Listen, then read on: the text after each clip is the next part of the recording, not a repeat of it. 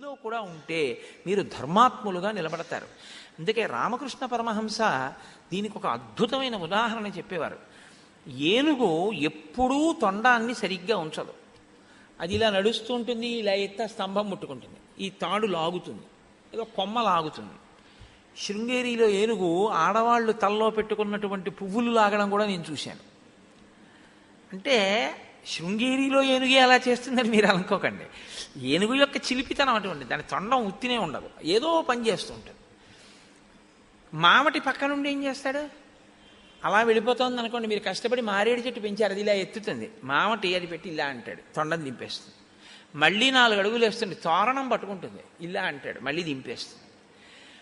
మామటి బలవంతుడా, ఏనుగు బలవంతుడా? ఏనుగు బలమైందా? ఏనుగే బలమైంది. బలమైన ఏనుగు బలములేని మామటి మాట వినడానికి సిద్ధపడింది కాబట్టి దానికి అందరూ నమస్కారం చేస్తున్నారు. అది ఎవ్వరికీ ఏమీ అపకారం చేయదు. మీరు కూడా ఆయన బలవంతుడా శారీరకంగా కాడా, నా అంత ధనవంతుడా కాడా, నా అంత అధికారా కాడా, నా అంత అందగాడా కాదా, ఇవి కాదు మీరు చూడవలసింది. ఆయన అనుష్ఠానం ఎంత, అది చూసి మీరు ఆయనకి లొంగడం, మీరు లొంగాలి. మీ అంత మీరుగా లొంగదీయడం గురువు ఎప్పుడూ లొంగదీయడు, ఆయనకు అవసరం లేదు. మీరు లొంగవలసి ఉంటుంది. మీరు లొంగితే మామటి తొండం మీద ఇలా అంటే ఏనుగు తప్పు చేయనట్టు, ఆయన పక్కన నడుస్తుంటే ఆయన మాటల చేత మీరు కూడా అభ్యున్నతిని పొందుతారు. ఆ మాటకి మీరు కట్టుబడి. ఇదే రామకృష్ణ పరమహంస అంటారు. ఎక్కడెక్కడ మీరు అలా సత్పురుషులతోడి కలిసి ఉన్నారో, సత్పురుషులతోడి కూడిక అంటే ఎప్పుడూ పక్కన కూర్చోవడం కాదు అని మీరు బాగా జ్ఞాపకం పెట్టుకోవాలి. ఆయన మాట యందు మీకు ఆ విశ్వాసము కలిగి ఉండుట, అది బాగా దగ్గర అవడం. అంతేవాసి అంటారు. అంతేవాసి అంటే తనలోనున్నవాడు, ఈయన ఆయనలో ఉన్నవాడు. ఆయన అన్నీ ఆయన చెప్పారని చేస్తాడు. కాబట్టి పక్కన ఉన్నా లేకపోయినా ఆయన ఈయనకి అంతేవాసి. ఈ అంతేవాసిత్వం మీకు రాముడి పట్ల భరతుడికి ఉంటుంది. మీరు చాలా జాగ్రత్తగా గమనించండి. ఇది పాదుకా పట్టాభిషేకానికి దారితీసింది. రాముడు భరతునిలో ఉంటాడు, భరతుడు రామునిలో ఉంటాడు. శత్రుఘ్నుడు భరతునిలో ఉంటాడు, రామునిలో ఉంటాడు. శత్రుఘ్నుడు భరతుడితో ఉన్నాడని రాముడికి దూరంగా ఉన్నాడని కాదు దాని అర్థం. శత్రుఘ్నుడు భరతుడితో కూడి రాముని యందు ఉంటాడు. లక్ష్మణుడు రాముడితో ఉండి రాముడిలో ఉంటాడు. ఒక్కొక్కసారి రాముడి పక్కనే ఉండి లక్ష్మణుడు రాముడికి దూరంగా ఉంటాడు. అప్పుడు రాముడు మళ్ళీ దూరంగా ఉన్న లక్ష్మణుడిని దగ్గరికి లాక్కుంటాడు. ఇది ధర్మానుష్ఠానంలో వచ్చే వైక్లభ్యాల్ని దిద్దుకోవడం. ఈ దిద్దుకోవడం అన్న ప్రజ్ఞ పక్కన లేదనుకోండి, ఎప్పుడో అప్పుడు భయంకరమైన దోషం చేసి అసలు ఆ జన్మకి దిద్దుకోలేనంత పెద్ద గోతులో పడిపోతాడు. ఇక ఆ జన్మకి దిద్దుకోవడం కుదరదు, ఇంకా మీరేం చేయలేరన్నమాట. అది చాలా భయంకరమైన స్థితి. మన వాళ్ళు చిన్నప్పుడు ఒక ఆట ఆడుకుంటుంటారు, ఇప్పుడంటే పోయాయి, కానీ ఆ ఆటలన్నీ మా చిన్నతనంలో అదేంటి, ఒక వ్యక్తి ఏదో పరిగెత్తుకుంటూ వెళ్తే వాడిని ముట్టుకుంటే వాడు అక్కడ కూర్చునేవాడు, ఇక లేవకూడదు. కానీ ఇంకొకడు ఏం చేసేవాడంటే పరిగెత్తుకుంటూ వచ్చి ఎవడింకా అలా దొంగ చేత ముట్టుకోబడి పడిపోలేదో వాడొచ్చి వీడిని ముట్టుకుని కరెంట్ అనేవాడు. అంటే వాడు లేచేవాడు. అంటే దేని వలన తేజస్సు పోయిందో, ఏది ముట్టుకోవడం వల్ల తేజస్సు పోయిందో దాన్ని తేజస్సు ఉన్నవాడు ప్రవేశపెట్టేవాడు, వాడు లేచి మళ్ళీ పరిగెత్తేవాడు. ఈ ఆటలలో ఒక అంతరార్థం ఉండేది. అందుకని వాళ్ళు ఆడుకునే కరెంట్ బాక్స్ అని అదో ఆట. కానీ ఆట యందు ఒక ఆధ్యాత్మిక రహస్యం నిక్షేపింపబడి ఉండేది. జారిపోతూ ఉంటావు, పట్టుదలతో పైకెక్కుతూ ఉండాలి. పరమపద సోపాన పఠము అని ఒక ఆట ఆడించేవారు చిన్నప్పుడు. ఏదో పందెం వేయడం, నిచ్చెన దొరుకుతుంది, 73వ గడిలోకి వెళ్ళిపోతాడు, 86లోకి ఎడుతూ ఉంటాడు, అరుకోషుడు కరిచేస్తాడు, మళ్ళీ ఒకటి దగ్గరికి వచ్చేస్తాడు కోతిపిల్లలోకి, మళ్ళీ పందెం వేస్తాడు, ఆఖరికి దేవతల్లోకి ఎడతాడు. ఇక పాములు కరవు, భయం లేదు. కానీ అది పూర్తి అయిపోయినట్ట, ఆట పూర్తయినట్టు కాదు, పండిపోవాలి. పండిపోవడం అంటే దేన్ని నువ్వు పట్టుకున్నావో, వగరుగా ఉన్నప్పుడు పట్టుకున్నావో, పుల్లగా ఉన్నప్పుడు పట్టుకున్నావో, అది పచ్చగా అయిపోయి తియ్యగా అయిపోయాక నీ అంత నువ్వు పట్టుకోకుండా వదిలిపెట్టి కింద పడిపోవాలి. పండిపోవడం అంటే అది.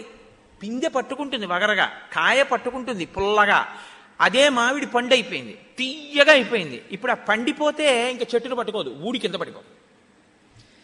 దీంట్లోంచి నువ్వు విడిపడిపోవడం నీకు రావాలి, ఆత్మగా విడిపడాలి, శరీరానికి సాక్షివి కావాలి. అదే ఉపాసన కాండ, సుందరకాండ. ఈ సాక్షిత్వం వస్తే నువ్వెవరో నీకు తెలుస్తుంది. నువ్వెవరో నీకు తెలిసినటువంటి స్థితిలో నువ్వు పండిపోయావు. అది ఆ మధ్యలో ఉంటాడు విరాట్ పురుషుడు, ఆయనలోకి వెళ్ళిపోతుంది ఆ చింతపిక్క. వెళ్ళిపోయిన తర్వాత అబ్బా నేను పండిపోయాను, నేను ఫస్ట్ పండిపోయాను ఆడుకుంటూ వెళ్ళిపోతాడు. ఏమిట్రా ఫస్ట్ పండిపోయావు? పండిపోవడం అంటే ఏంట్రా అని ఎప్పుడో అప్పుడు అడుగుతాడు తండ్రి. పండిపోవడం అంటే మధ్యలో ఉన్నారే ఆయనలోకి వెళ్ళిపోవడం అంటాడు. ఆయనలోకి వెళ్ళిపోతే ఏమైంది? ఇక పిక్క బయటికి రాలేదు, ఇక ఆడక్కర్లేదు, ఆట అయిపోయింది, పండిపోయాడు. అంటే ఇక శరీరం పుచ్చుకోడు, వెళ్ళిపోయాడు, ఈశ్వరుల్లో కలిసిపోయాడు. తెలిసిపోయింది తాను తన యొక్క స్వస్వరూపము యథార్థముగా భాషించింది. ఇది తెలియడం పరమపద సోపాన పఠం. ఆ ఆట అందుకు ఆడడం. సరే, అందుకని ఈ ధర్మమునందొచ్చేటటువంటి వైక్లభ్యాన్ని దిద్దుకోవడానికి ఆధారమేమి అంటే ముందు ఉండవలసినది విశ్వాసము, భక్తి.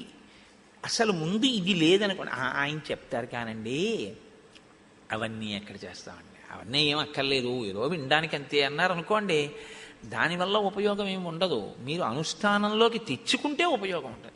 మీరు అనుష్ఠానంలోకి తెచ్చుకోవాలన్న పూనిక వినడం, ఈ రెంటి మధ్యలో ఉన్నటువంటి పూనిక ఉందే, ఈ పూనికకి ధర్మమునందు ఆసక్తి అని పేరు. వినేసి ఉత్తరీయం దులుపుకుని వెళ్ళిపోయారనుకోండి, ఏం ప్రయోజనం అంటే ఏమో విన్నారు కాబట్టి కొంత ప్రయోజనం అని నేను అనగలను. అసలు వినగని వాడికన్నా విన్నవాడు కొంత మంచివాడేగా, ఎప్పుడో అప్పుడు చేస్తాడు అంతే, అంతవరకేది. ఇన్ని వింటున్నాం కదా మనం చేద్దాం ఇది అని మీరు అనుకున్నారనుకోండి, ఇప్పుడు పూనిక అన్నది ఒకటి పుట్టిందనమాట. ఇప్పుడు ఇంకో మెట్టు పైకెక్కారు. ఈ పూనిక మీరు చంపేయకూడదు, దీన్ని మీరు కాపాడాలి. అంకురానికి చుట్టూ జాగ్రత్తగా పాదు కట్టి నీరు పోసినట్టు అంకురం పుట్టగానే మీరు అలవాటు చేస్తే ఏం చేస్తుందో తెలుసా అండి? మీ మనసు ఏం చేస్తుందంటే అదే అడుగుతుంది, మనం ఇదోటి చెయ్యాలి కదా ఉంటుంది, కష్టమో నిష్ఠూరమో ముందు అడుగుతుంది. నేను మీకు ఉదాహరణ చెప్తాను చూడండి. దేవాలయానికి ప్రతిరోజు నేను వెడతాను, అంతవరకు ఎందుకండి, ప్రతిరోజు నేను 108 సార్లు శ్రీరామనామం రాస్తాను. అందాము అన్నారు అనుకోండి, ముందంటుంది అబ్బాయి మనకి ఎక్కడ కుదురుతుంది, మనకి ఎంత కష్టం, అవతల టిఫిన్ తినాలి, కాఫీ తాగాలి, స్నానం చేయాలి, పూజ చెయ్యాలి, ఆఫీస్కి వెళ్ళాలి, సాయంకాలం రావాలి, వీడు రామాయణం 9 వరకు చెప్తున్నాడు, ఎప్పుడు రాస్తాం? వద్ది లాంటి సంకల్పాలు అంటుంది. ఏమి ఓ అరగంట ముందు లేస్తావు, అరగంట ముందు లేస్తే మిగిలిన అరగంట రామనామానికి వాడతావు. రామాయణం ఎన్నాళ్ళు వింటామో? 42 రోజులు, అయ్యపోయిన 12 రోజులు, ఇంకా మిగిలింది 30 రోజులు. 30 రోజులు 108 పర్యాయాలు నేను రామరామన్ రాసి తీరుతున్నాను రామాయణం వింటూ అని మీరు అన్నారనుకోండి, 3 రోజులు రాయించండి మీ మనసుని పెట్టి. 4వ రోజు ఏమంటుందో తెలుసా అండి? అరగంట ముందు లేకపోతే రామనామన్ రాయడం అవ్వదు, 108 మాటలు రాయాలి కదా అని మీకు అదే గుర్తు చేస్తుంది. ఏనుగు ముందు లొంగదు, మామటివాడు అంకుశం పెట్టి పొడిచి పొడిచి పొడిస్తే తనని కట్టవలసిన తాడు తొండంతో తీసి తానే ఇస్తుంది. మీ మనస్సు కూడా అంతే. మీరు దాన్ని సంస్కరించుకోవడం మీద ఉంటుంది. అది మధ్యలో పుట్టే పూనిక. ఆ పూనికని మీరు పోషించాలి. పోషిస్తే మీరు ధర్మావలంబకులు అవుతారు. దాన్ని చంపేశారనుకోండి, మీరేం చేయరు. 6:20కి స్నానం చేస్తానండి అని మీరు అన్నారనుకోండి, మనసు తప్పు ఉండదు, మీరు గుర్తుపెట్టుకోండి. 6:20కి జ్ఞాపకం చేస్తుంది. ఏదో తాదాత్మ్యతలో మర్చిపోతే నేను చెప్పలేగానే 6:20 అయింది ఏంటండి, ఏం పర్వాలేదు ఇంకో 10 నిమిషాలు ఆగెళ్దాం అని మీరంటే ఊరుకుంటుంది శరీరం. 6:20 అయిందిలే అన్నారనుకోండి, లేచి వెళ్ళిపోతారు అంతే స్నానానికి. ఇది మీరు శిక్షణ ఇవ్వవలసి ఉంటుంది దానికి. ఆ శిక్షణ చాలా అవసరం. సరే, ఇంతకీ ఈ ధర్మాన్ని అందుకోవడం అనేటటువంటిది విశ్వాసం అన్న మాటతో, ఇది నేను చేస్తే రాముడు దగ్గరికి రానివ్వడు. కాబట్టి నిషిద్ధ కర్మ పరిత్యాగమనకు సులువైన మార్గం ఏమిటో తెలుసా అండి? రేపు ఈశ్వరుడి ముఖం ఎలా చూడడం, ఇది ఒక్కటే. నిషిద్ధ కర్మ అది చేయకూడదు, ఆడదాన్ని చంపకూడదు. ఎందుకు చంపకుండా ఉండగలిగారు? రేపు రాముడు మనతో మాట్లాడ్డాడు. మీ ఇంటి పూజా మందిరంలో ఉన్న విగ్రహాలు మీరు తిరుపతిలోనూ కాశీలోనూ కొంతెచ్చుకున్నవే అని మీరు అనుకున్నంత కాలం మిమ్మల్ని మీరు సంస్కరించుకోవడం కుదరదు, గుర్తుపెట్టుకోండి. మీరు నిజాయితీగా ఈశ్వరుడు ఉన్నాడు మందిరంలో, సింహాసనంలో పెట్టిన పాదుకలు రాముడు అన్నాడు భరతుడు, అందుకని అలా పరిపాలించగలిగాడు. నా సింహాసనంలో ఉన్న విగ్రహం కాదు, ఈశ్వరుడు ఆయన ఉన్నాడు అక్కడ. నేను పాదయోహ పాద్యం సమర్పయామి అంటే ఆయన కాళ్ళు కడగబడతాయి. హస్తయోహ అర్ఘ్యం సమర్పయామి అంటే ఆయన చెయ్యి చాపుతారు. నేను నైవేద్యం పెడితే ఆయన తింటారు. నేను తప్పు చేస్తే రేపు పొద్దున నేను పూజామందిరంలోకి వెళ్ళి కూర్చోగానే నా దగ్గరికి వచ్చి ఈ వేషాలు ఏం చేసావు నిన్న అని అడుగుతారు. నేనేం చెప్పనని మీరు అనుకున్నారనుకోండి, మీరు చేయలేరు. మీరు ఆలోచించండి. ఈశ్వరుడు ఉన్నాడు అని మీరు అన్నారనుకోండి, నికేతనే పితామాత అంటుంది వరాహ పురాణంలో ఆవిడ.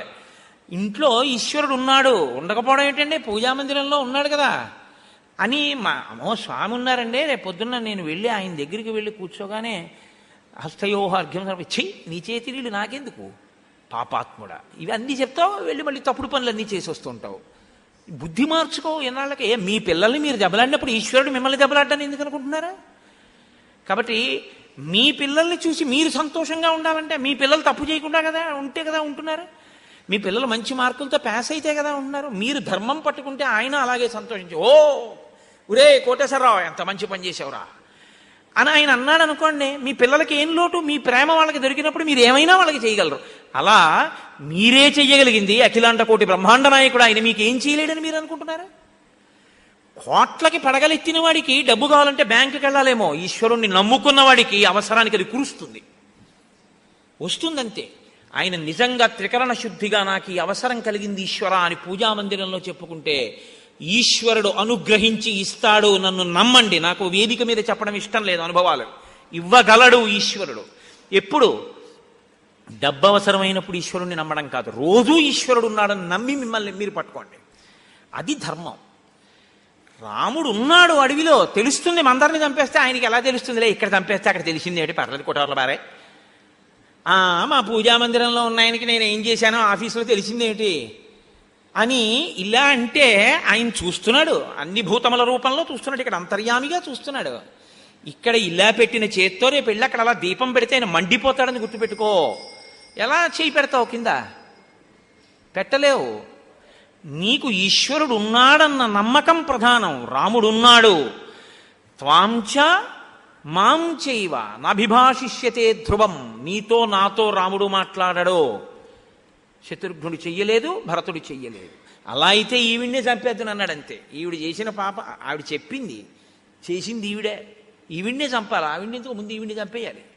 చంపానే మాతృహంతకుడు అంటాడు రాముడు, అందుకు వదిలేశాను. ఆవిడ్ని ఎందుకు చంపడం, ఆవిడ్ని వదిలేయాలి. ఇది సత్పురుషులతో కలిసి తిరగడం వల్ల వచ్చేటటువంటి పూనిక. ధర్మావలంబకత్వం ఎలా వస్తుంది అన్నదాన్ని శ్రీరామాయణం మనకి చూపిస్తుంది. ఆ ప్రక్రియని, ఆ లోతైనటువంటి విషయాన్ని మీరు పట్టుకోగలగాలి. పట్టుకుని అనుష్ఠానంలోకి తెచ్చుకుంటే ఉపకరణము సిద్ధి పొందుతుంది. ఉపకరణము బాగా ఉపయుక్తం అవుతుంది. అంటే మీరు దీన్ని నేను ఎలా చెప్పాలి అంటే, మీ దగ్గర ఓ 1 కోటి రూపాయలు ఉన్నాయి, సంతోషంగా ఖర్చు పెట్టుకుని ఆడుకుందామని ఒక నది ఒడ్డుకి వెళ్ళారు, 3 రోజులు ఉందామని. ఈలోగా అన్నారు నది ఎగువన వరదలు వస్తున్నాయి కాబట్టి ఇంకొక 2 గంటలు దాటితే ఇక మీరెవ్వరు వెళ్ళలేరు ఈ నదిని దాటి. ఆ వరద ఎటు వస్తుందో తెలియదు, కొట్టుకుపోతారు. కాబట్టి తెప్పలు ఉన్నాయి, ఒక్కొక్కరికి ఒక్కొక్కటి. తెప్ప ఎక్కి వెళ్ళిపోండి 2 గంటల్లో, ఇది దాటడానికి 1 గంట పడుతుంది, వెళ్ళిపోండి అన్నారు. అలాగంటారండి, ఎక్కడో ఎగువ వరద అంటారు. ఇక్కడ ఉన్నాయా నీళ్లు? ఎగువన వరద ఉండడం ఏంటి? ఎవరు నమ్మారు? రండి ఆడుకుందాం అని చెప్పి వెళ్ళారు, వరద వచ్చేసింది, కొట్టుకుపోతారు. ఇప్పుడు మీ దగ్గర ఉన్న ఏదైనా మిమ్మల్ని రక్షిస్తుందా? తెప్ప రక్షిస్తుందా? తెప్ప రక్షిస్తుంది మిమ్మల్ని దాటడానికి. ఇది కూడా తెప్ప. ఈ సాధనం, దీన్ని పనిముట్టు అంటారు. నాకు ఇది ఎలా పనిముట్టో, ఈ కంటికి ఇది ఎలా పనిముట్టో, నేను ఈశ్వరుణ్ణి చేరడానికి ఇది పనిముట్టు. ఈ పనిముట్టుని ఎలా వాడుకోవాలో అలా వాడుకోవడానికి ధర్మం అని పేరు. అలా వాడుకోకపోతే అధర్మం అని పేరు. అందుకు కాకుండా ఇంకో దానికి వాడుకోవడం, ఈశ్వరుడు చెప్పని దానికి, అది బాగా జీవితంలో పట్టుకోవడానికి మనం భరత శత్రుఘ్నుల మధ్య వచ్చినటువంటి ఈ సంభాషణని ప్రాతిపదికగా తీసుకోవలసి ఉంటుంది. అందుకని మహర్షి ప్రతి చిన్న విషయాన్ని రామాయణంలో ఎవరు ఎక్కడ కూర్చుని ఏం మాట్లాడుకుంటున్నారు అన్నది ఎందుకు రాశారో తెలుసా అండి? రామాయణము మొత్తము ధర్మ ప్రతిపాదకము. అసలు మనకున్నదానికి సనాతన ధర్మమని పేరు. దీనికి మతమన్న పేరు లేదు, సనాతన ధర్మము. పీఠాలన్నీ ఉన్నది ఎందుకు? కేవలము ఈ ఒక్క పని కోసమే, ఇంకొక పని లేదు. ఇంకొక పని ఏదైనా చేస్తే అక్కర్లేని పని వాళ్ళు చేసినట్టు అంతే. నేను అలాగే మాట్లాడతాను, నాకు అంతకన్నా మాట్లాడడం చేత కాదు. ధర్మమే అంతే, ఇంకొక పనికి శంకరాచార్యులు వారు పెట్టలేదు. ఎక్కడ పీఠం ఉన్నా, ఎక్కడ దేవాలయం ఉన్నా, ఎక్కడ పెద్దలున్నా, ఎక్కడ గురువు ఉన్నా, దేనికి అంటే ధర్మ ప్రచారము కొరకు అంతే. ఇంకొక మాట లేనే లేదు. ఇదొక్కటి మీరు పట్టుకుంటే అన్నీ మీకు ఇస్తుంది, మిగిలినవి ఎందుకు? ఇదొక్కటి నేర్పండి చాలు. ధర్మమే. అందుకే శ్రీరామాయణంలో ప్రతి చిన్న విషయాన్ని మహర్షి ఎందుకు చెప్తారంటే ఇది అందించాలి లోకానికి. అందుకని ఈ ధర్మ ప్రతిపాదన ఉంది కాబట్టి ఇద్దరు మాట్లాడుకున్నా ఏమన్నా మీకు చెప్తూనే ఉంటారు. అందులో అయోధ్యకాండ గృహస్థాశ్రమములకు సంబంధించిన ధర్మముల పుట్ట. అందులోంచి మీరు అన్ని ధర్మాలు తీసుకోవచ్చు. కాబట్టి ఇప్పుడు తర్వాత రోజు మంత్రులందరూ కలిసి పరిషత్ ఏర్పాటు చేశారు. ఏర్పాటు చేసి భరతుణ్ణి ఆ పరిషత్తులో కూర్చోపెట్టి ఒక మాట చెప్పారు. నాయన దశరథ మహారాజు గారు నీకు రాజ్యం ఇచ్చాడు.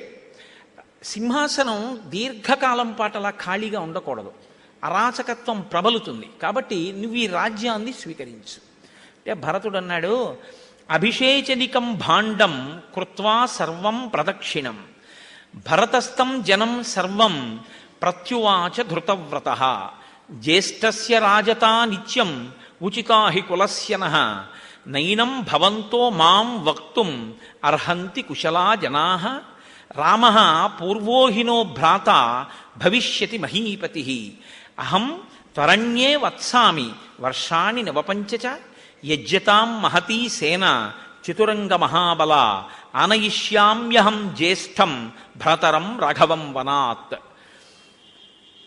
అభిషేకం చేసుకో అని మీరు ఏ సంభారములను తీసుకొచ్చి అక్కడ పెట్టారో వాటికి నేను ప్రదక్షిణం చేస్తున్నాను. నేను మీకు రామాయణంలో అనేక పర్యాయాలు వస్తుంది ప్రదక్షిణం అన్నమాట, నమస్కారం అన్నమాట అనేక పర్యాయాలు వస్తుంది. ఇది చాలా చాలా లోతైన విషయం, ప్రదక్షిణము నమస్కారము ఈ రెండు. ఎందుకంటే అసలు జీవితంలో నేర్చుకోవలసిన అత్యంత ప్రాథమిక విషయం ఈ ప్రదక్షిణం నమస్కారమే. కాబట్టి నేను ఎప్పుడైనా దానికి తగినటువంటి అవకాశం ఉన్నటువంటి సమయంలో నేను ఈ ప్రదక్షిణం నమస్కారం గురించి మీతో మనవి చేసే ప్రయత్నం చేస్తాను. దాని యందు భక్తిని ఆవిష్కరించడం, నాకు ఇవేం అక్కర్లేదు తీసాతల బారేయండి నేనేం చేసుకోను అభిషేకం అనకూడదు. నువ్వు చేసుకోకపోతే పోయావు, చేసుకోవాలనుకుంటే అదే పదార్థం, ఇంకోటి లేదు. ఇవాళ నువ్వు చేసుకోనంటున్నావు, ఎవరు చేసుకోవాలంటున్నావు? రాముడు చేసుకోవాలంటున్నావు. అప్పుడు దేంతో చెయ్యాలి? దానితోనే చెయ్యాలి. నువ్వు దాన్ని ఎందుకు నిందిస్తావు? మరి అంత పవిత్రత దానికి ఉంటే ఆ పదార్థానికి, పదార్థాన్ని ఎందుకు ఈసడించడం? మీరు బాగా గమనించండి. ఇవాళ మనం అలక్ష్మి కలుగుతోందంటే చాలా చోట్ల ఉండే నిరసన భావం ఇది. ఏ వస్తువుని తృణీకరించకూడదో దాన్ని.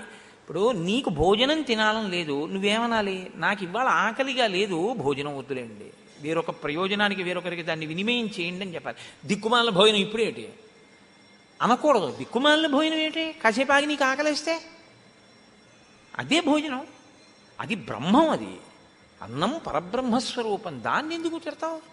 దాన్ని తిట్టకూడదు ఎప్పుడూను. చూడండి, శనిగాడు అంటుంటారు. శనిగాడు ఏమిటి? ఆయన శనైహి శనైహి చరహ, ఆయన మెల్లమెల్లగా నడుస్తాడు. ఆయనకి ఈశ్వర శబ్దం ఉంది పక్కన.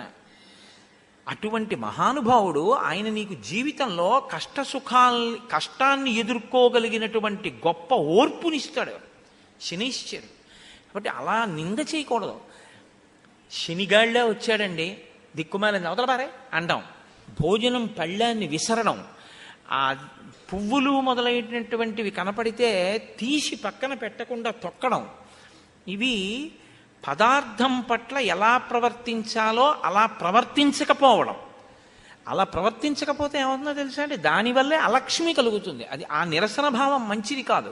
ఇది చెప్పడం, ఇవాళ నేను పుచ్చుకోకపోవచ్చు ఈ అభిషేకం, కానీ రేపు రాముడికి జరిగినా ఇవే పవిత్రం అంటే వాటి పవిత్రతకి నా నమస్కారం. ఇది ప్రదక్షిణం.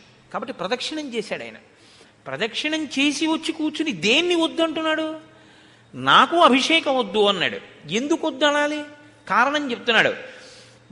భరతస్థం జనం సర్వం ప్రత్యువాచ ధృతవ్రత. ధృతవ్రత అన్న మాటకు అర్థం ఏమిటో తెలుసా అండి? మనసులో శాస్త్రాన్ని బాగా పరిశీలనం చేసి ఒక నిశ్చయాత్మకమైన బుద్ధితో ఉన్నవాడు తప్ప, అలా అందం అంతగా వాళ్ళు ఒకవేళ పట్టుదల పడితే చూద్దాం అంటుంటారు కొంతమంది. అంతగా పట్టుదల పడితే ఏం చేస్తామండి? కాదు, నీ మాట మీద నువ్వు శాస్త్రవాక్కు మీద నువ్వు నిలబడి 10 మందిని నడిపించగలగాలి. అంతేగాని ఏం చేస్తానండి నలుగురు అలా అంటే ఇంకా ఏం అనలేకపోయానండి అని కొన్ని అక్కర్లేని